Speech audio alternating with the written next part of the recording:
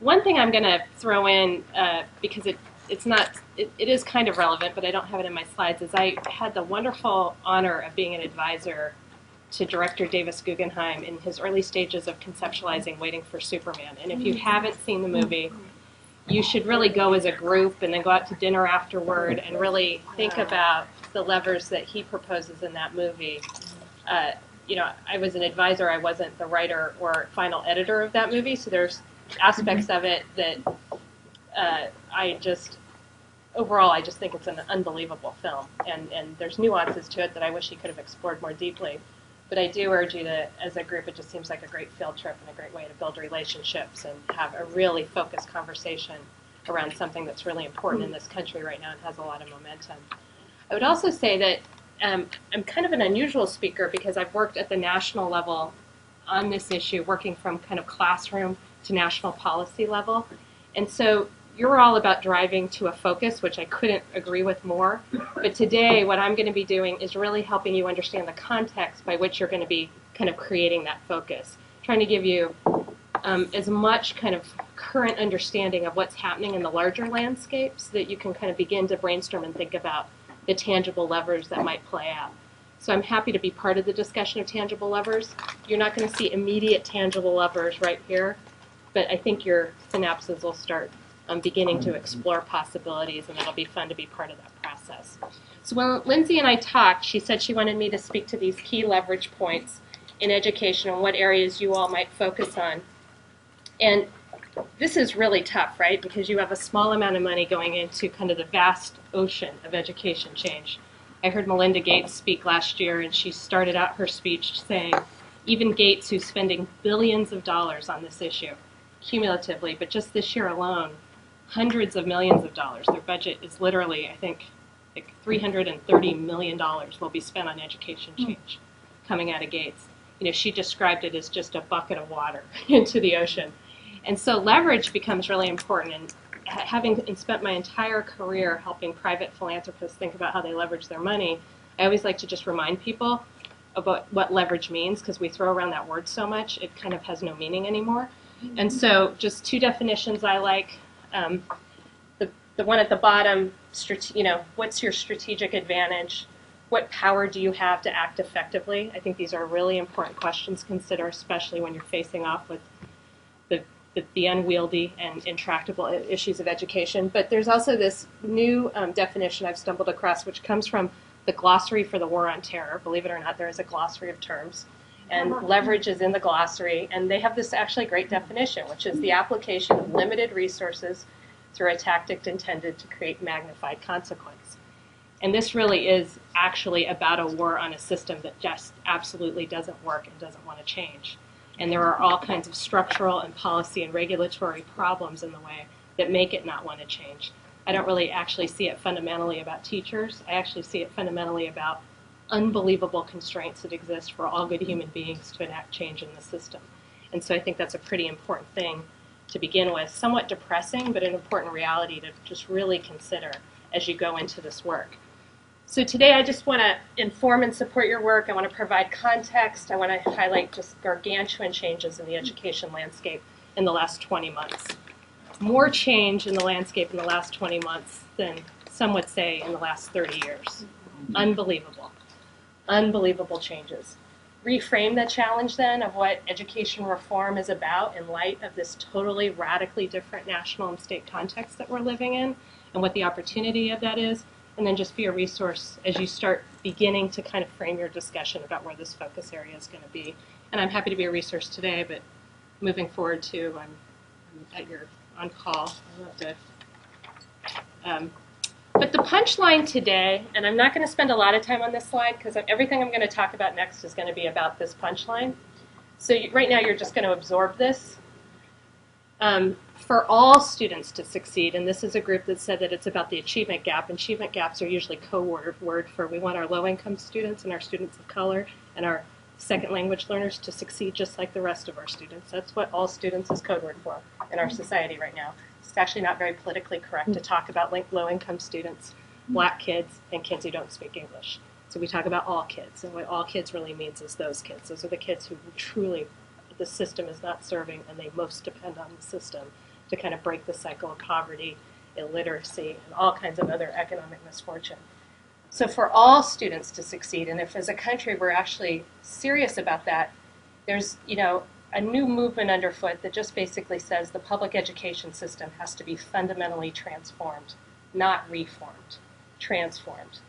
And that this transformation needs to be focused on what is now being called, there's lots of words for it, but people are now using, key thought leaders, next generation learning, which implies a mass customization of learning enabled by technology that reimagines the nature of learning and the role of the teacher. Now, because we're sitting in Silicon Valley, I can say mass customization and people don't go, oh, that's not right, you can't mass customize. Well, of course you can mass customize. Companies in the Valley have led the way and pioneered how that works, how you can individualize things at all different levels. But this idea that we might be mass customizing education and that driving toward a more personalized education model, giving the diversity of learners in our country, was kind of a radical notion in the last 10 years, but today, among policy leaders and thought leaders in this country, is increasingly more familiar, talked about a lot more. And I'm going to actually show you a video at the end of my talk that's just going to bring this to life. What would it look like to mass customize learning with a pilot project that's going on right now in New York City called the School of One, which is widely touted and has attracted enormous attention. So let's just start. Two things today, context and framing. Context first. We have this radically changed landscape, gargantuan changes in the last 20 months with unprecedented money. So let me just explain what the unprecedented money means. Politics aside, we all know that this country has just had this enormous stimulus package come forward. And when that stimulus package was put together, Obama saw an opportunity to actually put a piece of that stimulus package into the Department of Education. When he did so, he created for Secretary Duncan, former superintendent of Chicago schools, now our National Secretary of Education, he created for Arnie Duncan the single largest budget for the Department of Education in its history. In fact, if you added up all of Arnie Duncan's predecessors' annual budgets, he would still eclipse that budget aggregated. Okay, so add up everything his predecessors had, and he has way more. Unbelievable opportunity to send a very strong signal about what needs to happen next in this country in education. And he's done something pretty staggering, and I think both critics on the right and the left generally agree with this. When I read things out of the Fordham Institute or out of wherever, I think it's an interesting time because his agenda is very, very conservative in terms of the history of education reform. You wouldn't expect this agenda to be coming out of a Democratic administration. And that makes education in the Obama administration an exciting moment because it may be the one thing that there can be some crossing of the aisles on, and there already has been some promise of that. And underneath all of this, it's hard to tell the story about what's happening without talking about the Gates Foundation. So before Obama ever became president, the Gates Foundation has been quietly laying the groundwork for everything that the U.S. Department of Education is now doing. In fact, the 4 pillars of the U.S. Department are the exact 4 pillars of the Gates strategy from before Obama ever came into office. The strategy of the foundation has directly, I would argue, transferred into the DOE. And with it, some of Gates' biggest intellectual, or some of the key intellectual capital at the Gates Foundation in education have also transferred to the Duncan administration. So you've had an enormous kind of shift of all this research and all this policy work that Gates has been laying the groundwork for moving into the administration. So to really understand what's happening in this country, it's actually really important to understand what's happening at the Gates Foundation. You can almost not tell the two apart. And there's lots of really interesting stories I could tell you about that, but just one, just as an example, in case you just can't fathom this or understand it. The Gates Foundation set out to make Common Core standards happen in this country. They began to map out a policy agenda about 4 years ago. Now, when I first arrived at Stupski 5 years ago, people told me Common Core standards would never happen. The Bush administration had managed to create 50 standards in the United States with No Child Left Behind, taking it out of tens of thousands of school districts and creating standards state by state. They said that's as far as the United States will go. Even though we know that every high-performing country in the world has common standards, even though we know that that's what it takes to be globally competitive, the United States will never do it. The governors will never go for it. Well, within 7 months of the administration coming into play, guess what? 48 governors agree to Common Core standards. Unbelievable. Great article by Walter Isaacson in Time magazine from last May about this coming into being and what an incredibly significant and jarring development it is. And it really sets the context for everything. Because by having common standards, you now have a marketplace that can actually compete in developing and innovating against those standards. So I'm sure in this room, lots of different industries are represented, and we know what the Valley has done in setting standards, for example, for green technology, and the kind of marketplace that then has emerged because of that. Well, education, having so many different standards, has never really been able to have any kind of R&D or innovation because the standards are dispersed. With Common Core standards, there's just an incredible ability for kind of the very best of breed technologies and insights and learning and education to come forward. So it's very, very exciting. So all this money's come in. The Gates Foundation is behind the scenes, fueling and funding a ton of things. Another really interesting little factoid is the Gates Foundation quietly funded 20 of their preferred states to get top-notch management consulting support for their Race to the Top applications. Who knew that, right? So McKinsey, Bain, Parthenon, Bridgespan were all put on retainer to support these states in their applications. Only 2 states won who didn't have Gates support, by the way. Hawaii being one of them, which was a total wild card, period. But anyway, but that's the kind of leverage Gates is pushing in this administration right now. So this is a lot of words on the page, but you have the U.S. Department of Education. You have them doing something where the groundwork was really laid by Gates, which is really pursuing kind of 3 things that I think are really fundamental new notions that the landscape seems to be acknowledging that they weren't acknowledging 20 months ago. This is about whole systems change. Yeah, everybody's talking about teacher quality in classrooms because that's what the public understands, but you cannot scale what happens in the classroom if the system doesn't change. You can't create multiple good shoe departments at Nordstrom if the home office doesn't understand how to do that, right? How to hire, how to train, how to replicate that process. We know in companies this happens all the time. It doesn't happen in our U.S. school system. So this idea that you would have to support whole system change, which No Child Left Behind, one of its biggest failures was it was never able, when it created a new mandate that all children would succeed in the system, it never funded that mandate with any kind of systems change. So it's literally, like a company declaring that all employees are going to do something, but then never making any structural changes to actually make that happen. It feels like nonsense, because it actually is. There's also a whole new dialogue, and Waiting for Superman begins to really open up this discussion about global competitiveness. So in fact, yeah, we're talking about this achievement gap, but when the kids who are actually succeeding, the middle class and upper middle class kids, are actually not succeeding at a level that makes them competitive for the top jobs in this country, that's pretty demoralizing. And so in fact, the achievement gap, to me, is kind of very passé. It doesn't actually mean anything, because when the ceiling is so low, who cares? Who cares about the gap? So now we're helping everybody be mediocre. Great. Well, maybe there's a chance to help everybody be globally competitive, to just actually fundamentally change the whole system so that we're actually preparing our country and our kids to be globally competitive. And then in the midst of this, there is a lot of discussion at the political level and in the foundation sector, the philanthropic center, about the lowest performing kids. How do we get more kids graduating from high school? How do we get more kids taking AP courses and passing AP exams as proxies for kind of achievement? How do we move that along? So these are kind of 3 really important trends that you weren't hearing a whole lot about, and now there's a lot more discussion about them. The blue is the 4 pillars that I talked about earlier. So the 4 key Gates strategies that then transferred to the DOE are standards and assessment. Common Core begins the political path toward global competitiveness. I think everybody who's had any look at the early work of the Common Core in both math and literacy would say, yeah, it's a good start, but we're a long way from getting to global competitiveness, but it's a political path. You have to start somewhere. So standards and assessments starts with the Common Core standards that we're now adopting in this country. Everybody but Alaska and Texas has signed on. True. And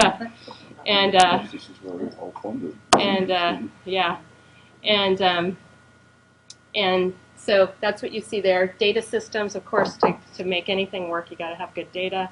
You got to be able to track kids. You got to be able to track them when they change districts, when they change schools. So upping the ante on data systems is critical.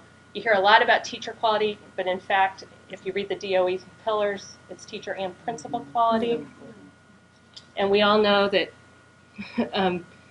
teachers will say that, you know, they stay about as long as they stay if they have a good boss or not. And I think if you employ any people, you know that people stay.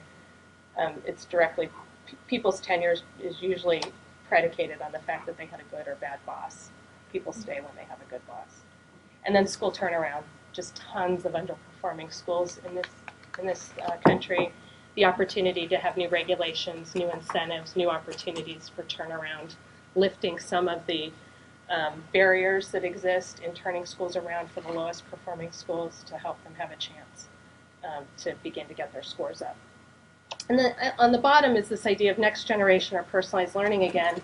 If you were to go to the Gates website, you'd still see these things kind of embedded. They've been morphing their strategies. This stuff still lives there. It's not as blatant anymore. But a huge emphasis on next generation learning at the Gates Foundation. A whole division dedicated to that purpose. And the former head of the next generation group at Gates is now the head of the innovation fund in the education department under Arnie Duncan. So very interesting sharing of intellectual capital. So I have a handout that I'm going to share with Jill, and she can decide if it would be helpful to all of you. But there's a woman named Stephanie Pace Marshall who's done a really nice job against like 15 different kind of dimensions of the school system, showing what it means to reform versus what it means to transform. So if you kind of break out aspects of the school system. But her fundamental argument is that reforming is to improve, did I get, there's a typo there, but it's the correction of an error, the removal of a defect, to improve conditions without radical change. So this is kind of the language of let's just improve our schools. Transformation is to fundamentally change the nature, character, function, and condition of our system to create fundamentally different schools. And I gave you that initial kind of takeaway at the beginning, which I'll bring up after we watch our video, which is the next generation learning really implies that schools would be totally different. You know, our education system was initially designed in an agrarian society to help people be literate. Then it was modified a bit for the industrial age to help people be prepared for a variety of things, one of which was to go to college. We haven't really fundamentally altered the system since then. So when the No Child Left Behind mandate came in, this is perfect, and mandated that all children would succeed in the system. Think about how radical that is, to have that mandate and then to really have no opinion on how the system should change to accommodate that goal. It's, like I said, it's nonsense. But if you think about your children, if you have children, or your grandchildren, or your nieces and nephews, or your friends next door, the kinds of requirements that learners now have, the competition for their time in terms of things that are enormously more interesting than sitting in school. I think everyone kind of intuitively knows that sitting in a classroom with a teacher who actually isn't expert in anything, trying to convey really important information when in 2 seconds you could log on to an MIT website and have a world-renowned scientist explaining the same thing to you. That just something isn't really working about this system anymore when you're living in a landscape where there's so much possibility. And the good news is that people all over the country are beginning to realize this, and I think it's a really important context, and I hope it's pretty obvious why I've gone to this place with this group, that in a region like this and in a location like this, a group of funders might begin to really tangibly think about how their funding could begin to play out in this landscape in practical and tangible ways by looking for levers that begin to promote this kind of agenda and begin to kind of play off and leverage what's happening in this landscape. I would also just briefly go back to this slide and say that all the money right now at the federal level is going toward those 4 pillars. So all the race to the top money drives toward those things. So those are really important levers right now because everybody's attention is on them. And I would argue to actually fund outside these levers might be very difficult to get the sincere kind of commitment of folks. Because this is what people both in and outside the system who are supporting the changes are focused on right now. So I think that whatever you do, you have to be thinking about how it ties into what's going on. Even though California isn't a race to the top state, just by filling out the application, they've made some pretty radical commitments to these areas. And I think there's a lot of consensus in these areas. Okay, so we're going to watch a video now that will hopefully drive this home. And to do that, you're going to pull it up. I hope it has enough sound. Okay. Hold, do you mind grabbing the lights? Is it hard to Did we test the sound? No. I didn't, actually. Okay. But I couldn't have done anything about it anyway. Yeah, exactly. All right.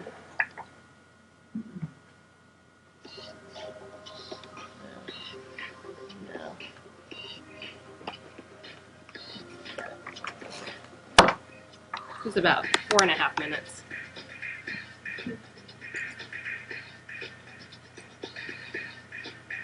I've been a teacher for 5 years, and I think one of the biggest challenges that a teacher faces in a traditional classroom is having to deal with the different learning styles as well as differentiating instruction so that they can reach out to all the different students in their one classroom.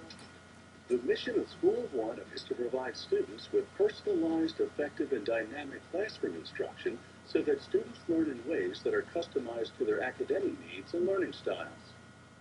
We began by just asking ourselves questions like, what subjects do we want to do this in? How long are the periods going to be? Where are students going to put their backpacks? In the end, we had over 600 questions that served as our roadmap for getting to our summer pilot. We wanted to do this in one school, in one subject, for one grade, in one space, and in a school that already had one computer for every student. He's the head of human resources for all of New York City, so he's the leader of this initiative. 96th grade students enrolled in the first School of One program that would focus exclusively on math. It's one of 7 middle schools in New York City that was both hosting a summer program in 2009 and had a 1-to-1 ratio of computers to students. So when I first heard it, I'm like, wait a minute, can that be done? So I was actually very excited at this idea that, okay, if we put a pilot program at MS 131, would you be willing to try it? And of course I will. Who won't? I like that. The team began by carefully analyzing assessment data for each student in the program. Based on that analysis, the team identified the most appropriate set of skills that each would focus on during the summer. This is called the playlist, but it was only the beginning of the process. In order to get a clear picture of the whole student, they took a lot of surveys, and a lot of this information went into their profile. From the data from their assessment, how well they did on the math test, to personal surveys about likes and dislikes, both in and outside the classroom. And all of these things were put together to form a profile. As the assessment team developed each student's individual playlist and learning profile, the content team began to source learning activities from several different partners. Lessons are offered through large group instruction, small group instruction, one-on-one tutoring, virtual teaching online, collaborative group activities, and educational software. By the first day of the program, over 1,000 lessons were in the system and ready for deployment. Figuring out how to match each student's profile to the most effective instructional content and in a way that worked inside a classroom was the most challenging part of the School of One pilot. What makes this program special is the sort of the undergirding technology behind the program, which is this learning algorithm, which basically takes multiple data points from students and from teachers and from parents about students and comes out with basically an optimal learning schedule for each student each day. So what the learning algorithm does is looks at it from a different angle. So it says, you know, James really likes to learn using basketball examples, and he is a really good, you know, he likes to learn visually. So we're able to take specific lessons that are catered to James and give them to him. The learning algorithm generates a unique schedule for each student each day that is projected on monitors located throughout the space. With the profile, the content, and the learning algorithm in place, the final challenge was working through all of the operations for the summer pilot. The School of One team worked with some of the country's top architects on the space requirements for both the summer pilot and for fitting within existing sites. Now it was time to convert the architectural renderings into plans.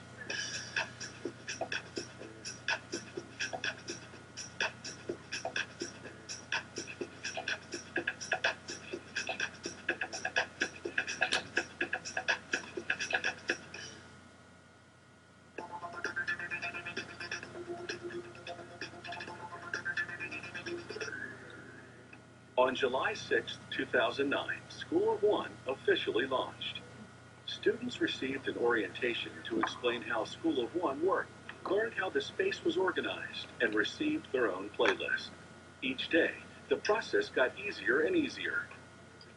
My job last year was to check on the student security scores, to try to figure out which performance indicators need to be taught, to assess them afterwards to figure out what they know, to plan the instruction, to provide the materials, and then to do the actual instruction. As a teacher today, what I experienced was being able just to focus on the delivery of instruction. Being a graduate student and a teacher to be, this is a perfect first place to start. I can actually have an opportunity in a smaller group to gauge reaction. By taking away the staging and the prep work and a lot of the planning decisions that are made, based on data, what you're doing is you're freeing up the teacher to do what they're here for and what they do best and what they love doing, which is just teach. And the feedback from them has been really positive.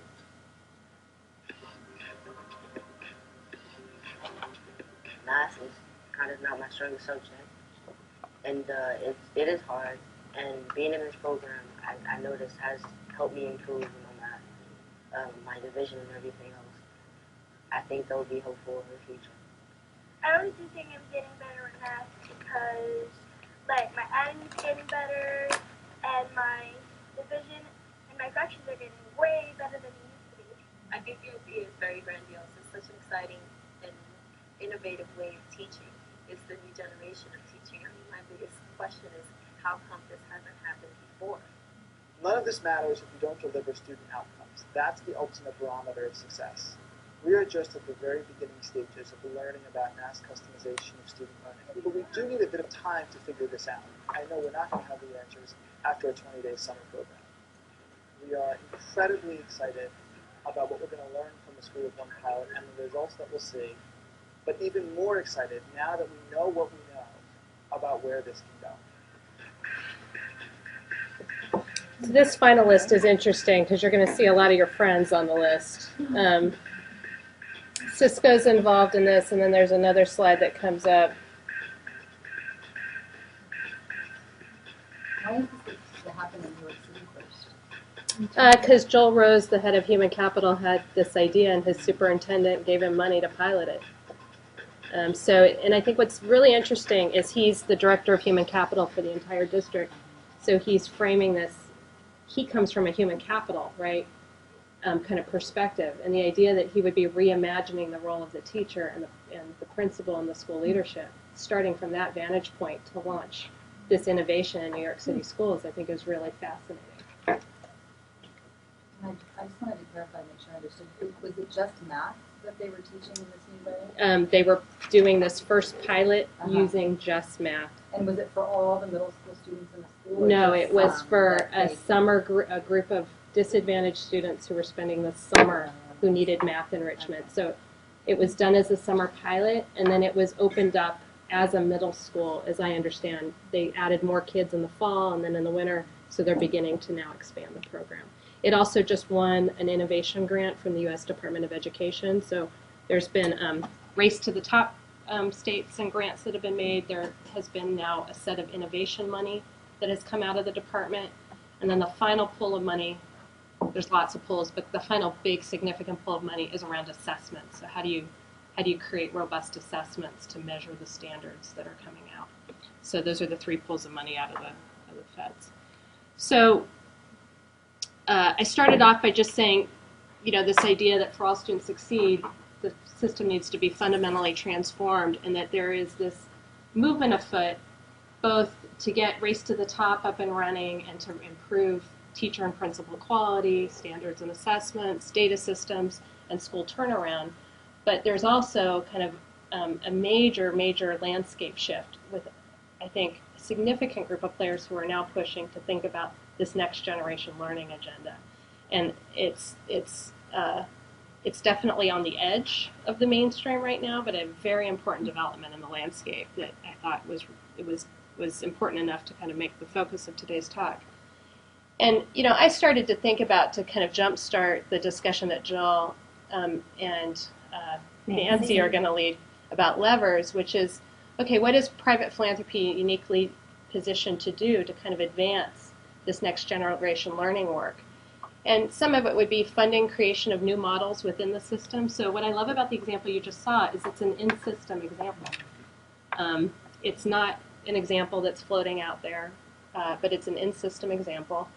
And I know, having traveled around both California and other states, that superintendents have a lot of these garage experiments going on. I was down in Pomona and with a former employee of mine who was the superintendent of Pomona schools, and one of the first things she wanted to do was show me her very alternative high school, very school of one-ish high school in a shopping mall the district had owned that had kind of gone under, and she had converted it to this basically, open space where students who worked could come in and out, have individualized learning plans, and go through their education with coaches and facilitators who had been teachers in classrooms in the high school down the street previously. So these little experiments are happening. When you talk to leaders in the system, they'll say, oh, we have 1 or 2 of these kind of emerging. Nothing as robust as this New York model, but still promising. Looking at charter models with this approach, supporting new models of teaching, models that begin to kind of push the envelope of what teachers are prepared to do, or bring in a generation of teachers who are more prepared to move toward this role as these changes start to happen, and supporting recruitment and related to that, quality teachers. Of course, there's really practical alternatives that have to be considered in California right now, so I don't want to underplay the fact that the California budget is decimated. Services for the kinds of kids that you all care about and that are a huge part of the student population in the Valley, those services, after-school services, in-school services, all kinds of things are being diminished right now. And there are, I think, really important conversations to be had about what a role a group like this might have in helping to continue those services when they're at risk of disappearing. Whether that's high leverage enough for you, I think, is an important trade-off to think about. But it is an important discussion to have, and one I would certainly support, as well as all kinds of other things that might be generated by you all thinking about this context and what it might mean for you all.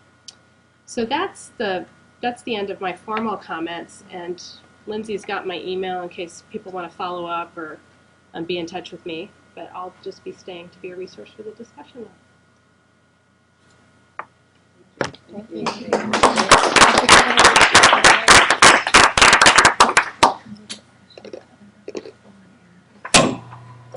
So, all right. Okay. Let's. Now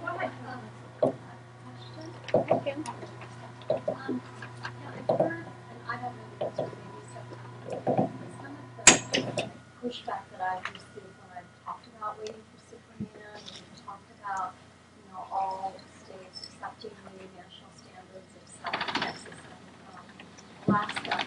What I've heard is from some people that, California has lowered their standards, in fact that reduced our standards, and we're 48th on the list because, in fact, we had higher standards, and if you really compared us to an Alabama, we'd be ahead of them for, whatever reason.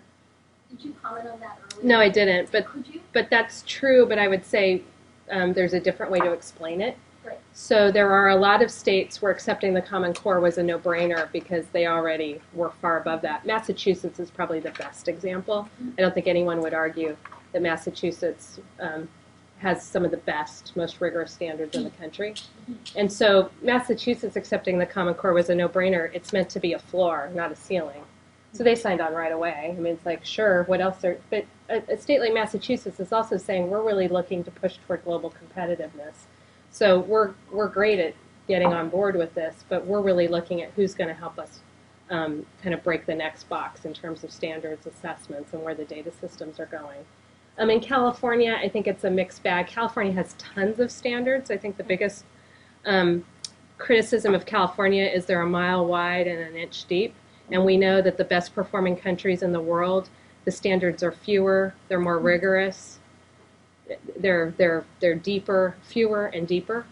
And all of the research out of Stanford, Linda Darling-Hammond, and others shows that the fewer and deeper is clearly the winning game. So Common Core is also meant to kind of create a cultural shift away from the mile wide, inch deep. And I'm not an expert on standards, but that would be my layman's kind of translation of that critique. It's a little more nuanced.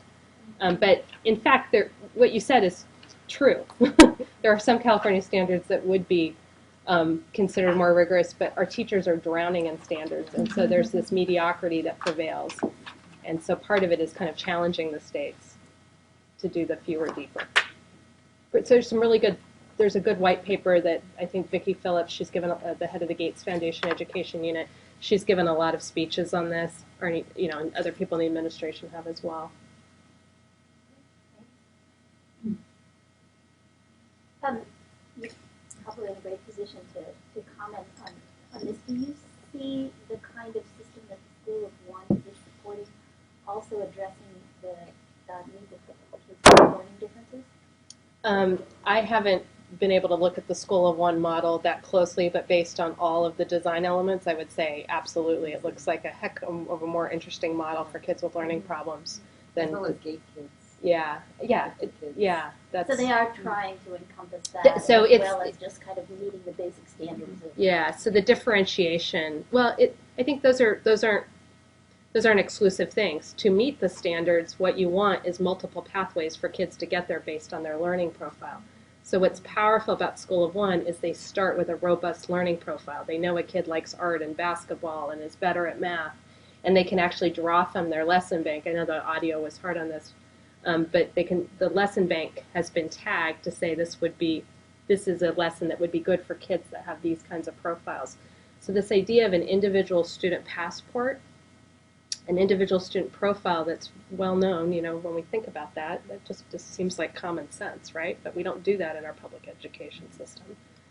The idea that the adults in the system have spent a lot of time creating individualized profiles, that it's enabled by technology to make it efficient, and then matching those profiles to data banks of lessons, all driving to the same standards. Everybody's mastering the same thing. Everybody's held accountable to master the basics of math that get you to Algebra 1 in 9th grade so you can be on track for college entrance, right? If a kid isn't ready for Algebra 1 in 9th grade, they're not going to college. So everybody's got to hit the same standards, but the pathway to get there is going to be really different for different kids. It's interesting you mentioned Algebra 1 by 9th grade because a lot of the out-of-school time programs that spoke to us talked about Algebra 1 by 8th grade. Yeah. And I have a question in my mind whether that's right for every kid. Yeah, I mean, I've heard the common, there could be new thinking about that. I've spent a lot of time with math scholars in this area, 8th, 9th grade. I think the idea is to get kids on track. Yeah. Whether how significant that nuance is, I'm not sure, but it's an interesting point. The other difference I hear here, so much focus has been on class size and getting smaller class size, or if you're with a KIPP school, it might be a larger class size, but they have it very structured. That's not what we're hearing here. Well, the research, waiting for Superman goes into this, the research actually shows that if you have a bad teacher, class size doesn't matter. Just doesn't matter. Now, what I think we don't discuss enough in this country is if you have a good teacher, they don't have as much time. Yeah, that class size, I think, is really important to good teachers. And I don't have any research to back that up, but I know my sister is a very powerful teacher. It makes a really big difference when they have 3 kids to her class, her ability to kind of create the kind of achievement she wants. That's very anecdotal. But I think the key is that lowering class size does not change the outcomes if you have a bad teacher. That's really the key insight. And I think there's a big debate about what good teachers need. And I think that some of the reasons teachers are offended by waiting for Superman, the teachers I talked to are offended. I would consider really good teachers, very committed. They believe all children can learn.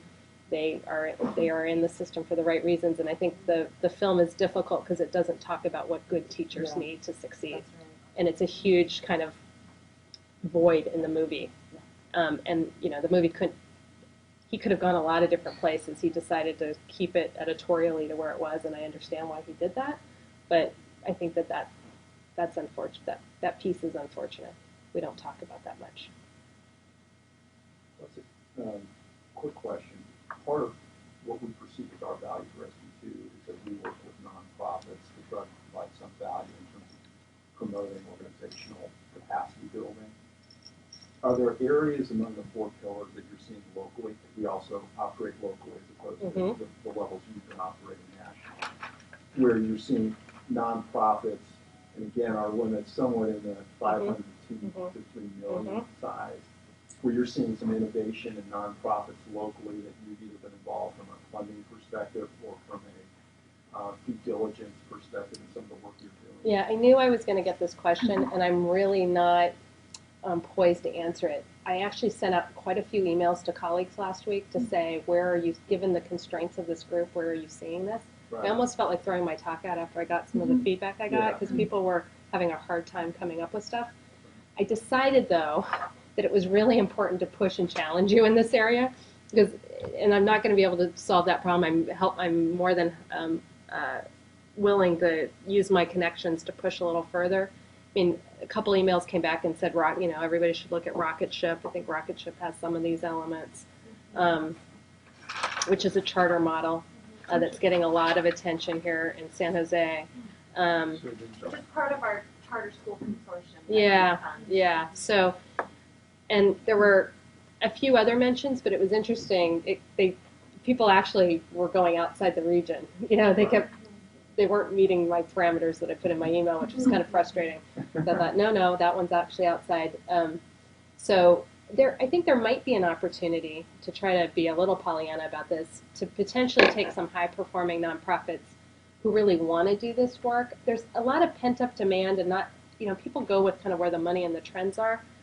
I could almost see you maybe issuing an RFP to see if there were interest in existing organizations to move in this direction, or stuff they were already doing that they wanted to deepen. And what you would do in doing that is you would elicit a lot of interesting response. It would get people thinking about the issue and pondering what piece of it they're doing and where they could strengthen it. And there might be an interesting kind of leverage in just getting a conversation going and beginning to do an audit of who's interested in this issue in the Valley. Sometimes an RFP has this really interesting advantage of surfacing a pool of people that you didn't know were thinking about an issue or weren't blatantly focused on it if you looked on their website. So we often use that at Stupski and other places I've been to try to figure out, are there innovators that are hiding out that you want to kind of bring forward by simply offering the chance to compete for some money.